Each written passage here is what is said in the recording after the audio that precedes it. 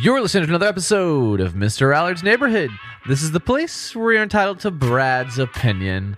And now for your host, Brad. Oh, you caught me in my Allard. pensive look as I read my notes here. I get this look of profound and solemn thought. How are you doing, Taylor? I can't complain. How about you? It's another wonderful day in America. And Yes, sir. and my fighting Bears had a big win over the weekend, so that always helps me get through the week. You know, when they lose, it's like, what's the point? Why even bother Yeah. going on? Exactly. But yeah, I don't take my college football too seriously, I guess. But still, Clearly. yeah, I need help. I know. But anyway, today we're going to talk about tomorrow's election and some thoughts on it, about the issues, the responses to the issues. The big issue I'm going to be addressing is democracy really on the ballot, like we've been hearing the last couple to 3 weeks from the Democrat side, and also about the presence of election deniers on the ballot, and also in the last 4 years or last 8 years to be actual about it, is that, we're going to talk about those things. We're going to talk about the issues. We're going to talk about, at the very end, what I predict is going to happen tomorrow, which may or may not happen. I have a somewhat educated guess. I've been spending probably an inordinate amount of time reading about this over the last months or so, but you never know what's going to happen. That's why they play the game, as they say in sports. You have to go vote, and a lot of times you get these surprises, both bad and good, depends on your perspective. I'm sure, Taylor, you voted, right? Didn't you send me a clip of that? Yes, I did. I wrote your Yeah. name in on every single possible option. Well, that's what I Bless think you. about that. Well, yeah, well, I will serve if called. That's, Washington's response. But I don't think I'll ever do it. I often thought about doing that in a presidential race, because what'll happen is if you vote, you put a name in, it'll be on the official record for your county that you actually received votes. I thought, I'd like to show my kids I actually got a vote for the presidential election of whatever. That's But pretty cool. yeah, but I thought, that's kind of making a mockery of it. Unlike what's really been happening. I I'm going to put the cynicism on hold, dadgummit. But anyway, so tomorrow I'm going to talk to the mayor about the election, not his in particular or whatnot, but what his views are on the overall election, and see if I can, get an idea where he's standing. I think I know what party he voted for, and I think no one is going to be surprised by that. But I'm going to ask his opinion about it, and also ask what if the city has any kind of relationship with the federal government and how it works with our city and things like that. So we're going to be lots of fun tomorrow. But anyway, before we jump into today's hair pulling and carrying on, let's talk about our sponsors who make all this possible. CrossFit Burleson, 317 Southwest Wilshire, a very serious workout for the serious workouter. Does that sound good, Taylor? Workouter? I don't know. Anyway, it's for people that really mean business about, gaining muscle and whatnot. And it's a great studio. It's clean, it's well lit, it's supervised, it's safe, it's got programs, it's got trainers, it's got the whole thing. So you're not on your own out there. You're going to get a lot of help and a lot of assistance with your memberships. So check out the webpage, and see what the memberships are and what specials are running and things of that nature over at CrossFitBurleson.com. Shandy Stogsdill, the Stogsdill Group, just had a trip to New York. I'm going to ask her next time she's on, did she feel unsafe there, because that's been a big issue about crime in New York City, and she spent a lot of time in Brooklyn. So I'm going to ask her about that. But the Shandy Stockstill Group is here to help you turn transactions into relationships. Shandy knows what the real estate market is like this. I read today that it's really cooling off. Nationally, it is. Locally, it's not. And so if you're going to be moving into this area or selling in this area, you need to talk to Shandy Stockstill, because she can help you with that process. And it's something you don't want to navigate by yourself. So give Shandy and her group a holler. Also, Otto at Our Place. I'll be seeing them Thursday with my crew. The Our Place restaurant is, in my opinion, like a town center. It's an institution. That's where people go and do business and catch up and have a relaxed meal and a relaxed atmosphere. Great staff, great food as always. And so we thank you, Otto, for providing that for this community. Also, Chris, same thing. It's a great place to relax, have a smoke, have a drink, watch the ball game on quiet. It's on quiet or on mute, so you're not being blown out by it. It's a great place to do business. They have a conference room there that you and your business or whatnot, your company, can go and have like a happy hour meeting or something like that. Also, I remind you, Chris and Otto both sponsoring the election contest, which is still going on. I'll be taking entries until Wednesday night, because I assume tomorrow there will be plenty of people that'll be voting. What you need to enter is just contact me. I prefer a picture with you saying I voted sticker on it, but if they don't have any, or you forget it or whatever, I'll take your word for it. We're not going to cheat. So come on to this election anyway, where it's going to be safe and well run, dadgummit, no controversies, and But anyway, so send me some sort of notification that you voted, and I'll put you on the list. And you'll get you have two winners, each getting a $50 card and a $25 card from our two sponsors here. So thank y'all very much, gentlemen, for all you do. Also, thank you to Local Life Magazine with Tiffany Nico at the marketing group she does. Their magazine is out. It's always great. I always pick one up at Otto's place because they're not just in the mailbox, over 30,000 of them, but they're also in businesses all across the city. And so I'll go there when I have breakfast at Otto's. I'll pick up a magazine, check it out, and it's always uplifting. It's positive news. It's what's going on in the community. It's who's advertising in the community. So I honestly admit, if you want to go and promote your business, Local Life is one of the very best, other than Mr. Allard's Neighborhood, of course. But Local Life Magazine does get the word out for you. So there you go. Also, thank you to Southern Gem and Gayla Moore's over to find jewelry and gemstones on the top floor. The Windmill Building, soon to be at the bottom floor. They're expanding greatly. Construction being the way it is, it's taking time, but it should be opened up within a couple of months. Hopefully before Christmas is the goal. And I'll have Gail on the show in about 3 weeks, and she'll be talking about what's going on with that and what she has in inventory and repairs and evaluations and design, the whole thing. I know several people, both within my BNI group, which we're both members, and also the guests on the show, and they just swear by Gala's services. So go check out Southern Gem. Also, they also swear by Michelle Humphrey's Hot Works, 11 different workouts, going from the strenuous to least strenuous, yoga and Pilates and the bike and the rowing and the hot blast and all these various things. So you could choose what you want. It's over on 731 on John Jones, right next to Chicken Salad Chick and the Kroger and whatnot in that complex called the Commons, I believe it's called. And it's a great workout. Again, a lot of guests come on and say, "Oh, I'd use that," and I love it. So check out Hot Works.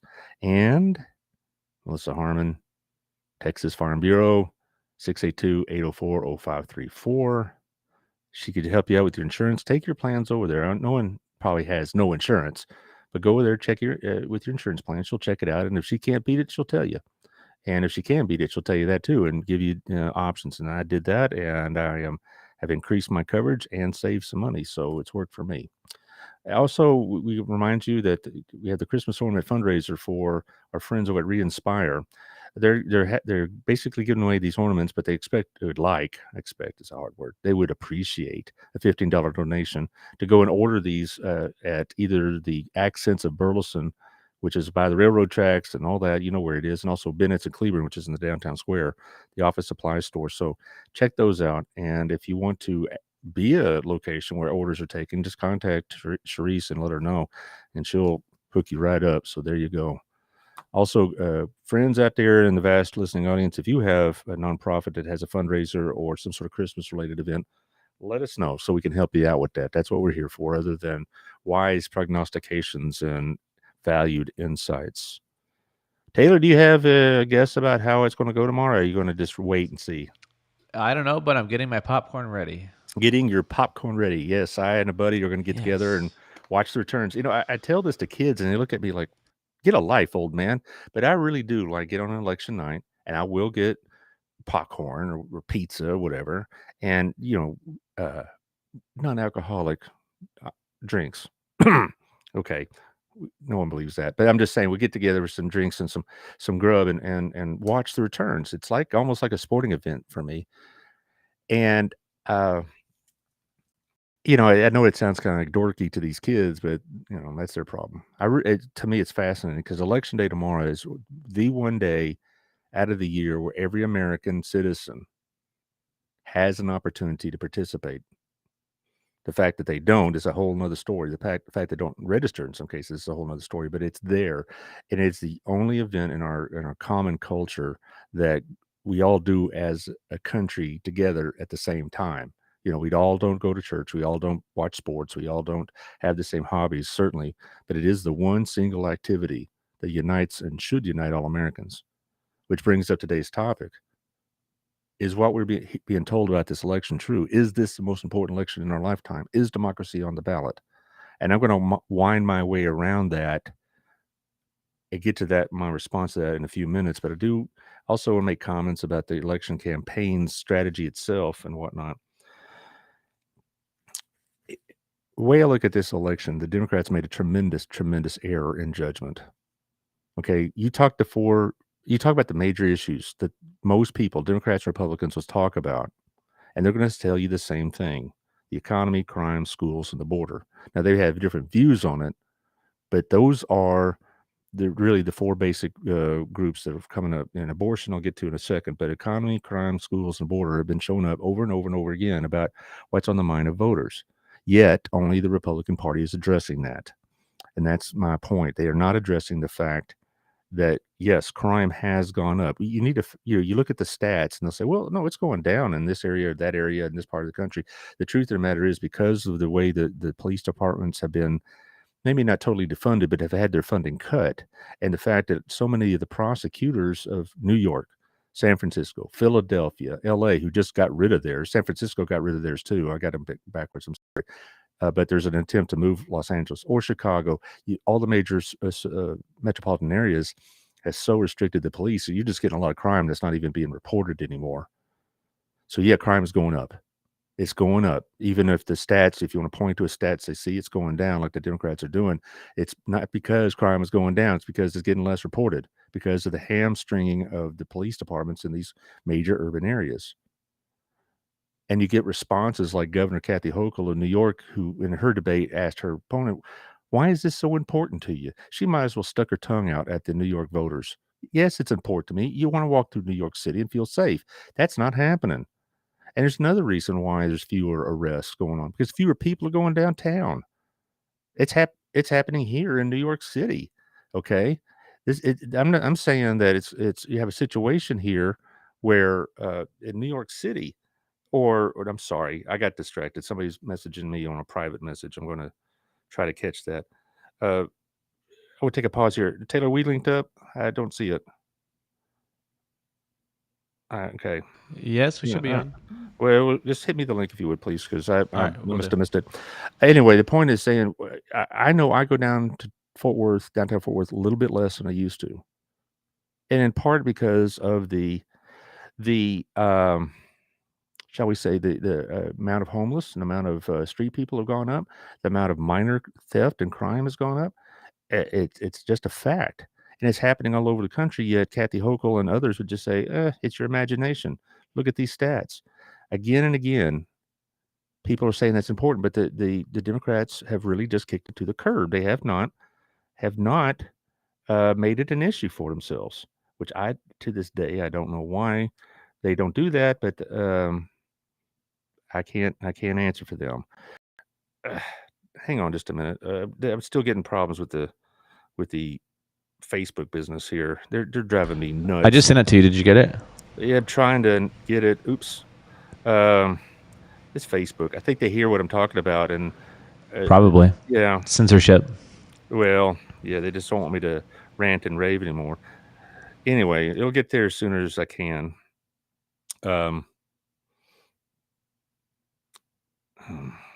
Here we go. Oh, finally. Holy Toledo. I don't know what's the deal with these people. I actually, to tell you the truth, I hate to be paused like this and disrupt my train of thought, so to speak, but I got cloned by Facebook or somebody. They didn't do it. Somebody thought they were being funny, and they cloned me and sent you a friend request. So just deny friend request from me. I very rarely send friend requests because I don't like to impose on people. If they want to be friends with me, great. I love it, and it's great. But I don't really do a lot of friending myself because it's just not me. Anyway, back to the matter at hand. But let's go on to the school issue. Same thing. Everybody's yelling and hollering about critical race theory, but the real problem is the shutdowns and the lockdowns from COVID. Now, we could look at hindsight and say, well, were they necessary or not? It's not. In some cases, yes, some cases, no, but that's not even the problem here. The problem is the Democrats are denying the impact of what those lockdowns did. It's coming across in Times, the Post, Wall Street Journal, all the reputable news journals are talking about how COVID has caused a tremendous lag in learning, and yet the Democrats aren't owning that. They're not saying anything. They're ranting and raving about charters, and they're ranting and raving about homeschooling, but they're not talking about the fact that the COVID shutdowns negatively impacted our students in such a way it's going to take years to unwind it. And then you have Gretchen Whitmer, of the governor of Michigan, saying our students only were out for 3 months, and everybody, a kid in Michigan knows it lasted a year and a half. Hochul, again, of New York, said it only lasted 10 days, and people are looking at her like, "Are you crazy? My kid was out all year long." And so the Democrats are lying about the effect of COVID having on the lockdowns, and that they act like it had nothing to do with it. The lockdowns were a problem. Now, I'm not gonna get into should they have happened or should they not, because at the time we were all wandering in the dark. But for them to come now and say nothing happened, nothing to see here, you're imagining all this. That's again dismissing the voters. Border issue, same thing. We're having record numbers of illegal migrants coming across our borders, and they'll say, like about 6 weeks ago, our vice president said the border is secure. Just like Maggie Hassan, the senator in New Jersey, in the last debate said the border is secure. No one thinks the border is secure. You have to be an idiot to believe that. And I guess where it gets to all of this is that, do I blame the Democrats for all these problems? I blame them, yes, for some. But what I really blame them for is thinking we're too stupid to notice these things. That's what really bothers me, is they think that we're gonna buy their agenda plans and the way they speak of them and deny the reality that we're living with. That's why so many Democrats down South Texas are gonna vote Republican this year, because they're getting ignored. The communities like McAllen and Del Rio and Harlingen and Brownsville, they're gonna be voting in a lot of ways for the first time in their lives for the Republicans, because they were telling the Democrats for the last 2.5 years, this is a real problem, and they got ignored. And we have record numbers coming in, and we get all this other business. Now, as far as the economy is okay. It's not good, it's not great. I see I got a comment. Mr. Harris says Republicans don't have answers or plans to fix the problems you're describing either. Well, that's partly true, and I would say yes, but the Democrats have had their turn, and they made these problems worse. The Republicans do put out some plans. Now, they're not gonna be specific, which is the nature of politics, but I think the Republicans are better equipped to handle these things now than they were before, because they've seen the absolute disaster that's happened in our schools and on our streets and on the border. And as far as the economy, the inflation's at a 40-year high, and if you really wanna promote, what's a solution to inflation? Higher interest rates, higher taxes, less spending. Good luck running on that. Now, but as far as all these things we're talking about here, the Democrats had their chance for the last 2 years under Biden, either to attempt to fix them or to make them better, and they did not. They're worse in most cases. Certainly the border is. The school situation, even the New York Times says our math and reading scores are at all-time lows. As far as the crime, the New York Times will come out in one article saying that the rates are down, and the next article will talk about a rape victim who is jogging through Central Park. Now, as far as the solutions to all that, if the Republicans win, will all of a sudden the streets will be safe Wednesday? Of course not. Will the schools be fixed by Wednesday? Of course not. Will they be fixed in 2 years? I'm not gonna stake my life on that. But I know what I've had, and I know where we're going, and it ain't gonna turn around by itself. And it's not gonna turn around with Joe Biden. Okay? Now, as far as the Democratic response to this campaign, they've run on 2 issues: abortion and is democracy on the ballot, which is kind of the context of this whole discussion. Let's be clear. The abortion issue is important. Okay? I'm not gonna say, "Oh, it's not important." Of course it's important. To me, it's important to you. We may have different opinions why it's important. I'm pro-life, you're pro-choice, but we both think it's important. But the Democrats take all their campaign that there'll be so many angry people after the Dobbs decision that they'll go and vote despite all these other issues I just talked about, that they're willing to tolerate worse schools and more dangerous streets and a border that's basically broken open, and an economy that's struggling with 8.2% inflation. And they'll ignore those factors in order for the abortion issue to be settled the way they want to be settled. Now, here's my problem with that is let's just take I'm not talking about the issue of abortion itself, what it is. I'm talking about it as a political tool. The reason I'm so critical of it, because I don't think anything I can say or you could say is going to change either one of our minds about should it be legal or not. That's not what I'm talking about. What I'm talking about is um, that the Democrats vastly misread the poll because they see the polls that abortion is like the fifth most important issue. It's important. Well, sure it is. But if you ask me, it's important, and ask you, it's important, we'll say for different reasons. If I ask the ladies down at Next Step Women's Center, yeah, that may be the basis by which they're voting. Absolutely. But they're not going to vote the same way as, say, an activist or somebody, a Democrat might. And so they base their whole campaign on that. And now people say, well, yeah, I get it. But I have to go to the grocery store. I have to fill up at the tank. I'm afraid to go downtown. My kid is not doing well in school. There's chaos in the schools, and he's not learning. I have to factor all those in before I consider about whether or not a woman has a right to choose or not. And even people that may have that opinion, which is they're very much entitled to, they still doesn't outweigh these other issues. Mr. Harris also says the world is worse. We need a split government for anything to work this time. We do need more cooperation between the parties, regardless who's running the House and who has the presidency. That hasn't happened in a while, I'm afraid. I think that our two parties are so entrenched, and that's a whole nother conversation. Why are they that way? Because they haven't always been that way. Maybe that's a show for later on this month, and the results have come in. Second thing is democracy really on the ballot, and that's really kind of one of the basis, the central points of the show. This failed also. Why has it failed? 3 or 4 reasons. One is when you resort to fear tactics, even if there is some basis in them, you have a losing hand.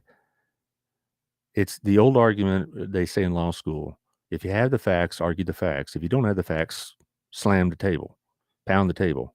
Well, that's what they're doing here. They don't have the facts. They don't have the trends going in the direction. So they're trying to make you believe that if you vote Republican, you're in effect voting for the end of the republic. Friends, I am a student of history. I've read this for years, and I've seen this in every election. 1968, same thing. 1980. If Reagan is elected, then it's going to be total chaos and yada yada yada. Same thing. It's a bipartisan thing. Okay, basically Nixon made you believe that you didn't vote for him in 1968, then Vietnam will blow out of control, and you're going to be would be a permanent war, blah, blah, blah. There's very few elections in which the two sides use an immense amount of hyperbole and exaggeration to try to get your attention. So is democracy on the ballot? I would point you to a really, really good article by Jonah Goldberg of the Dispatch. It came out last Friday, I believe. It really kind of summed it up. It basically said if we really are at an election where the fate of our country depends on it, we're already doomed. If we're at that point now where the fate of tomorrow determines whether we get up on Wednesday in a free society or not, we're already done.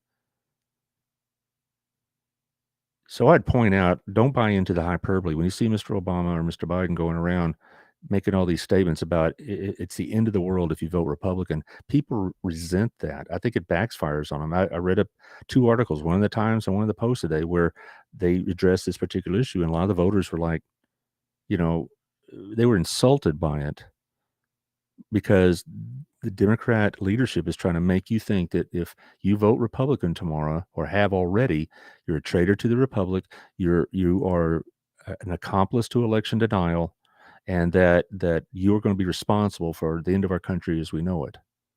And people are insulted by that. You're not going to get very far telling people you're too stupid for your own good because of the way you voted. I would turn off half my audience, or hopefully a good part of it, are Democrats, if I told them how, their vote tomorrow is going to lead to the end of the world. It's not. If the Democrats do better than what we expect and they hold on to one of the houses or whatever, we can analyze it. We can be disappointed or excited about it, but we get up Wednesday morning, we go to work. All right. But they're trying to tell you tomorrow the fate of our nation hangs if Joe Biden is still able to pursue his agenda. That's a whole nother topic right there. But here's another thing is that election denial is a bipartisan issue. They don't like to hear it. I know a lot of people don't like the whataboutism for an argument, but sometimes it applies. Let me be very clear about Mr. Trump and January 6th. That was an egregious, terrible, and unpatriotic thing to do. Now, do I have issues about the 2020 election? I believe there were some discrepancies, but I go back to the fact that it was investigated in many states by Republicans themselves, and they came away with nothing. Arizona, Wisconsin legislature, Georgia legislature, they all investigated, came away with nothing. Had 58 cases in court thrown out because of lack of evidence. Okay, I get it. All right. So that's why I think what happened 2 years ago will never, ever be erased as a stain. And having a feeling that the election was rigged or whatever else is a whole lot different than going into the Capitol building and destroying it or trying to and looking for people to hang like Mike Pence. So that being said, you look at our history also, there have been elections all throughout our history that have had this same kind of accusation. 1960 comes to mind, and several in the 1880s and 90s, and just about any close and competitive election, you're going to have one side or the other say we was robbed. But let's look at the Democrat side of this election denial. 2016, when Trump was elected, Hillary Clinton said this was illegitimate and he was an illegitimate president, and they didn't change that tune for his whole 4 years. Second of all, a lot of the information that Robert Mueller got his warrants for it and conduct that investigation of Russian collusion came from the Clinton campaign. And a lot of it turned out to be false. Okay. Also, you had Democrats all through the 4 years trying to say that President Trump wasn't really the president. That's what the impeachments were about. That's what the Mueller investigation's about. The leadership, Biden said it, Schumer said it, Pelosi said it, that he also said he was an illegitimate president. Isn't that election denial? Isn't that election denial? Because it was based on this Russian collusion would turn out to be a mirage by Robert Mueller's statement, not from Fox News. Isn't that election denial? Stacey Abrams is the most prominent election denier running on a ballot right now. She said she was robbed in 2018, and she spent the last 4 years promoting that fact, even though about a month ago, a federal court judge appointed by Obama, by the way, threw the entire thing out saying there was no merit to that case. That her position had no evidence, and it was thrown out of court by a federal judge in Atlanta. But she's still running. She's still denying 2018. She's already said, it came out in the journal today, she's already said if she loses, it's an illegitimate election. That's election denial. Okay, so yeah, you're going to have some Republicans who lose tomorrow, and they're going to say it's invalid. The votes weren't counted properly, and all this other stuff. You get that every election. But all I'm saying is that the Democrats have spent the last month and brought out their heavy hitters saying if you don't vote Democrat, you're voting against your country. That's wrong. That's unfactual, but it's immoral.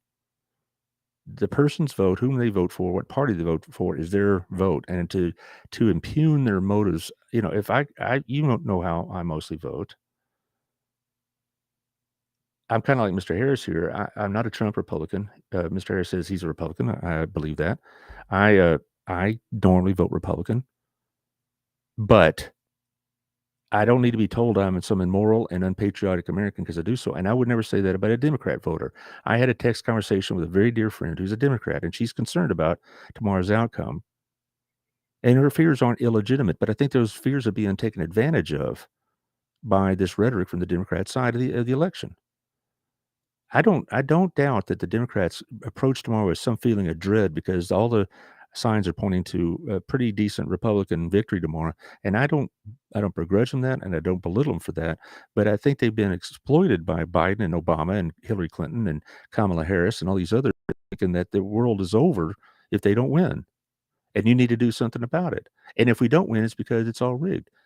Stacey Abrams, to me, again, to go back to her, is one of the most egregious politicians this country has going. She exploited this false narrative of the election being stolen by Brian Kemp and has profited greatly, personally and financially, from it. What's the difference between that and Trump? She's made millions of dollars on speaking fees, books, appointments to certain boards. She's made millions of dollars the last 4 years on this. What's the difference between her and Trump? Nothing. Now, you see on the ballot all across the country people that deny the 2020 election. And that's where my friend and I had a lot of discussion about text-wise, so to speak. I don't, to paraphrase one of her heroes, Bill Clinton, I feel her pain. She shouldn't have to feel that way. She shouldn't have to feel like the Republic is over if Wednesday morning it didn't turn out well. But she does, and I'm not belittling that because of the rhetoric that's been going around. But I would also point out this other thing. When we talk about destroying democracy, isn't allowing a president to do whatever he wants without any restrictions to destroying democracy. Twice the Supreme Court had to shut him down on moratorium on evictions and mandated vaccines, and the Democratic Party did nothing. Isn't that destroying democracy? And this whole loan forgiveness thing is now being upheld in court. It's being, when I say upheld, not supported, I mean it's the appeals court suspended it, and the Eighth Circuit Court of Appeals has suspended it until further investigation. The loan forgiveness thing, regardless of what you think about the impact, is unconstitutional. But the Democratic Party says nothing, even though a year ago they said it was. Now it's not. Isn't that destroying democracy? When you have a situation where the party in power feels no restrictions by our Constitution or our laws, regardless of what the party is, that's unconstitutional, but it's also a threat to democracy. And we're going to be told over and over again that the country's over tomorrow because Republicans won, and they're going to destroy democracy. Friends, if we had a destroyed democracy, it would have happened by now, and the Republicans wouldn't have had a chance to even get into power in any way. So they're using this as a last resort because they can't bring to your attention the schools and the streets and the border and the economy and the inflation and the gas prices are all worse than they were 2 years ago. So what factors are also affecting this as well? Oh, by the way, I was going to make this point. The Washington Post has this rating system about how big a lie something is by issuing what they call Pinocchios. 1 is a mild lie, 4 is the top end lie, so to speak. Today, Washington Post gave Mr. Biden bottomless Pinocchios, basically saying, they didn't even do that for Trump, by the way, but they basically said what Biden's been saying the last 3 or 4 weeks has been not just unsubstantiated, but knowingly false. Like how he passed into law that loan forgiveness through. I already had a show about that. That's not happening. Also about all these false statements he made otherwise, and other delusional statements. And people see that, and it concerns them. Yet when they're asked on the phone, they don't want to say anything about it because they don't want to be seen as prejudiced or ableist or whatever. Same thing I think in the Fetterman poll. There's a lot of people that are concerned about John Fetterman's fitness to serve after that stroke. Yet they're not going to say that to a stranger on the phone because they don't want to seem mean or unforgiving or unsympathetic. So they'll say what they want. I think the polls are going to show that the Republicans are going to outperform them by 3 points. And that's not nothing new or anything new. Sorry, my English ain't good. But it's nothing new. The Republicans typically outperform the polls. But I think it's going to be enough to really change a couple of outcomes. I do believe that the polls have understated the Republican response, because what you're asking people on these polls is to give personal answers sometimes, and they want to seem correct or morally upright, and they'll give you an answer they think that the pollster wants to hear. But when they get in that ballot area, the booth, behind the curtain, whatever your format is, whatever they really think comes out. And so take the polls for what they are. Also, the undecideds that you see in these polls almost always break for the challenger, regardless of who the challenger is. I mean, this is true when the Republicans held the House. This was true in 2018 when the Republicans held both houses, rather. It was true in a really big way in 2010 and 14 when Mr. Obama was president. The Democrats have already conceded that the House is going to go Republican because in my lifetime, There's only been once, 2002, where the president's party gained seats after 2 years in office. The only other time it happened in my lifetime that the party out of power was the 6th year of Mr. Clinton, and the Democrats picked up 5 seats, and that had a lot to do with, the impeachment, Lewinsky thing, blah, blah, blah. But I'm just saying that the Democrats knew, the smart guys that pay attention to stuff knew that the chances of them holding on the House was slim. So they were putting all their chips in on the Senate. But I think it's going to be even more so than they think. Also, follow the names and follow the money. Where's Mr. Biden campaigned in the last 3 weeks? Oregon, California, New Mexico. The only state he's been in that's competitive is Pennsylvania, where he had a joint appearance with Mr. Obama. It's been Mr. Obama that's gone into the competitive states. He's been in Arizona, he's been in Florida, he's been in Georgia. But as far as Mr. Biden and, for that matter, Ms. Harris, they have been hidden this entire process. When you have to take the president and the vice president, the leaders of your party, and basically put them on the shelf or put them in zones that you know you're going to win, that tells you a lot. And also look where the money is going. The money's going to certain races and not going to certain races tells you what to think. These guys that run these campaigns may give you all the correct answers in the media and on their blogs and, to the New York Times or whatever else. But when they're in that room together and they're planning campaigns, they don't kid each other.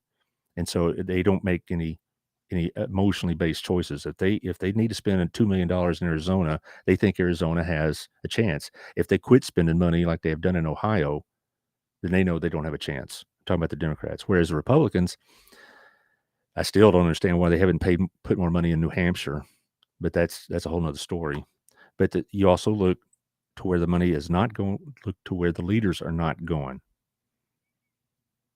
And so that's a real indication. And like I said, also the undecideds will probably break for the challenger. So if you see a race on the polls that shows like a 1 point, 2 point difference, and there's still a 10 to 12% that are undecided or didn't respond or whatever else, one of two things is going to happen. They're not going to vote, or they're going to vote for the challenger. Now, my whole point with this is to both my Democrat and Republican friends.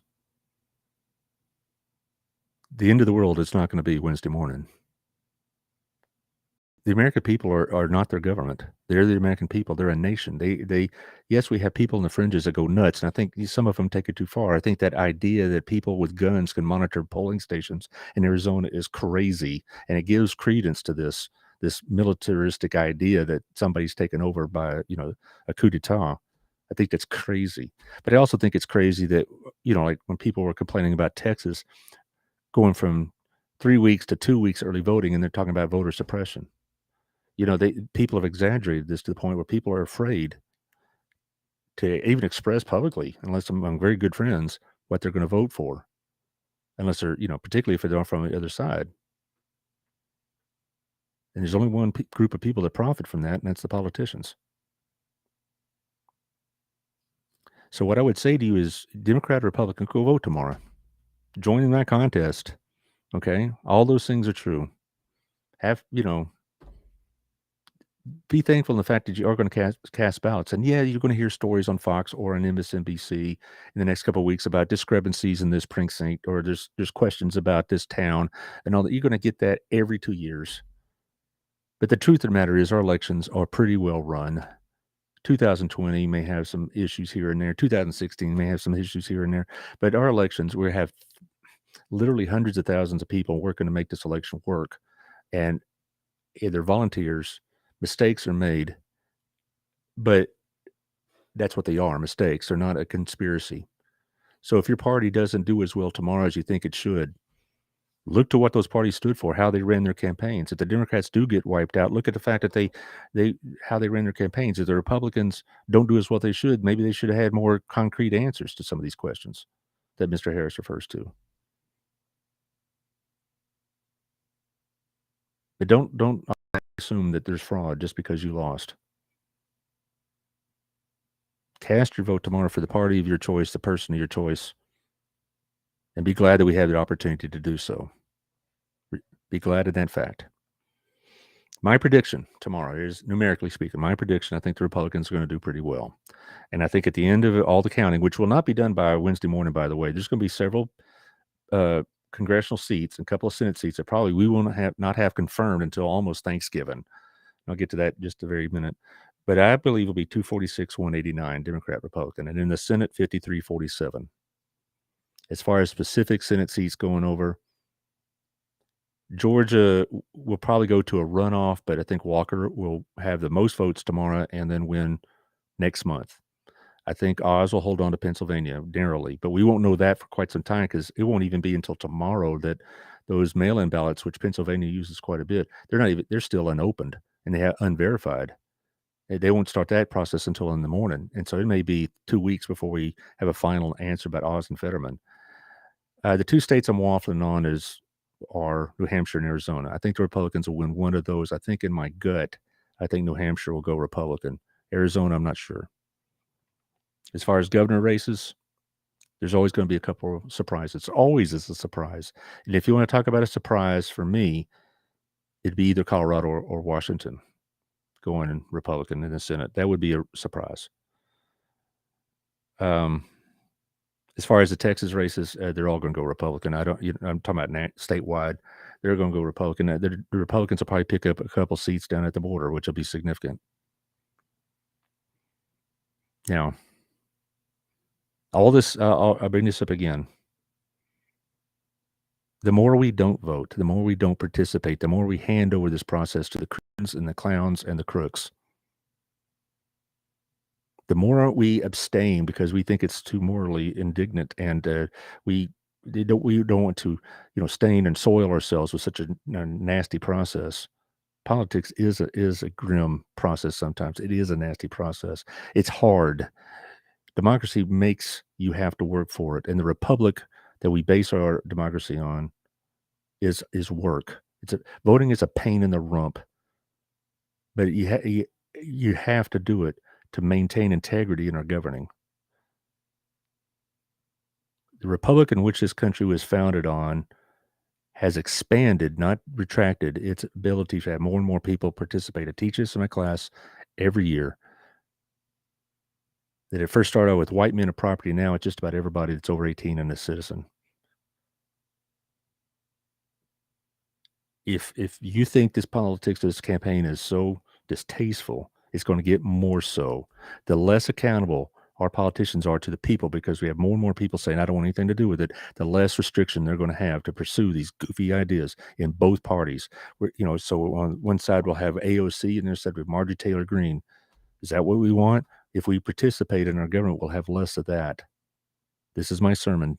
This is my assignment, kids, my former students. Go vote. Republican, Democrat, Libertarian, Independent, don't give two hoots. Do it. And let me know about it. So you'll be in the election party or contest we're having with Otto and Chris. Please share this with people. It's my sermon. It's my plea to people that do listen and do have some access to the show. I really, really believe what I just said. So participate, vote for the candidate of your choice.